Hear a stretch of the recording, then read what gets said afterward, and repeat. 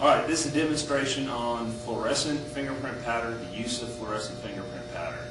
And essentially, fluorescent fingerprint pattern is used by a lot of agencies where they don't want to make a big mess, where they don't want to leave a big problem in the house. So for example, I might go work a crime scene, a burglary scene, where I would use black powder, gray powder, white powder. It's really hard to get off. The people get upset. They can't get the powder off of all their stuff. So with fluorescent powder, the idea is that you cannot normally see it without using an alternate light source. And so there are a lot of departments that have higher end homes and businesses where they use this.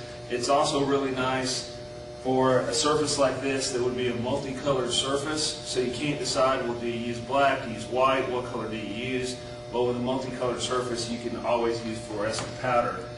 The powder that I'm going to be using today is the green charge, the green fluorescent, and I'll be using a magnetic wand rather than a traditional brush.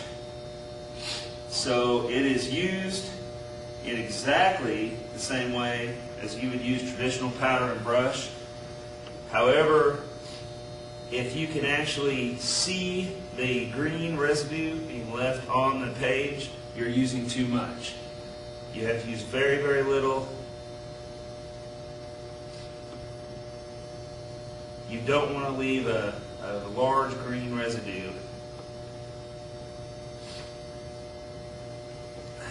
Then you discharge your wand, and actually to see the prints that you've left, you need a blue max or some sort of a blue forensic light source, about 500 nanometers, 450 to 500 nanometers with the orange shield.